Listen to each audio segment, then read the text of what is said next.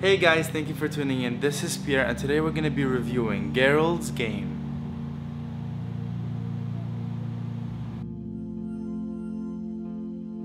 Gerald's Game is based on a novel by Stephen King. It goes about this woman and her husband struggling with their marriage. Things have not been exciting and they just want to spice things up and kind of bring the spark back to their marriage. So together they decide to go away for the weekend in this lake house and kind of disconnect from family and friends, work, everything. So nobody knows where they are. The nearest neighbor is half a mile away, and Gerald gets these real handcuffs, like police handcuffs, to kind of get a little kinky in bed. And what happens is he handcuffs her to the bed, which is pretty restrained. And what happens next is, as they kind of start foreplaying, she discovers that this is a kinky rape fantasy that he has, and she kind of doesn't want it anymore. And she's like, please go get the key, uncuff me. I don't feel comfortable. And right there and then, Gerald gets a heart attack and dies right in front of her eyes. And she's stuck there all alone, and she has to survive. The woman was played by Carla Gugino and her husband Gerald was played by Greenwood. Director Mike Flanagan, which is a phenomenal director. I'm a very, very big fan of him. He was the director of Oculus, Hush, and Ouija, Origin of Evil, which recently came out like a year ago, I believe. So the director had kind of transformed the novel into a very, very, very, very tremendous psychological horror thriller film. And the film is on Netflix. It's about almost 2 hours long. It's about 1 hour and 40 minutes. And the challenge here is that the entire film is about her being stuck in those handcuffs on the bed. It doesn't, when I first thought about it, I was like, okay, halfway through the movie this is gonna happen, and only the second half is gonna be about her struggling to survive and get out of that lake house.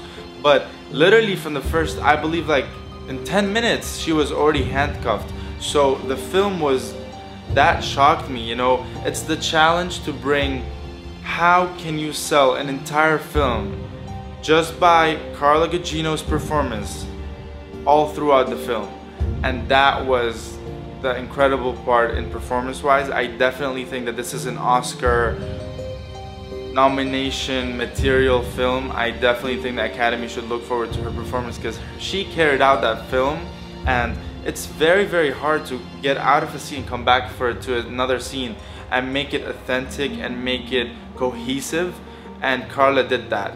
You never get bored. You never want to stop looking at the screen and watch every single detail of this film. It's fascinating. As we watch the film, we start learning that this film is shifting to Carla's life and Carla's story. This fragile woman that's all alone with that corpse right in front of her. And this dog, there's a stray dog around the house, and this dog comes in and there's a dead body, and she's all alone and she's very fragile and she's very scared, and it kind of turns into a brilliant psychological film because now she's all alone and her head is playing games with her, and she's referencing back to her past. Something very, very sad happened in her past that she will never forget, and it's all about her past and it's all about that moment.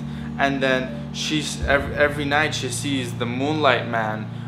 She sees this very scary guy that resembles death. And later we even learn, I'm not gonna spoil anything, but it's just a very, very it's a very broad story, yet narrowed down to tell you her story.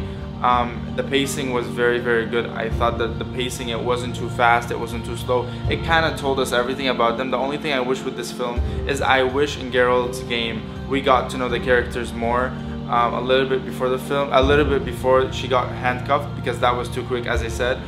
Overall, great performances, great cinematography. It was shot really, really good, and the gore was good, the story was good, the ending for me was tremendous. There's a lot of changes from the book, but I kind of like the changes a lot. And to turn a book, a novel, into a film is always a challenge, but I think Mike Flanagan nailed it.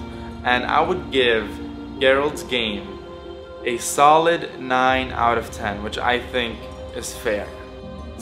And that's it for today, guys. Thank you so much for watching. Let me know down below in the comment section if you are a fan of gore, disturbing scenery, and blood, and if you enjoy it or it scares you or intimidates you.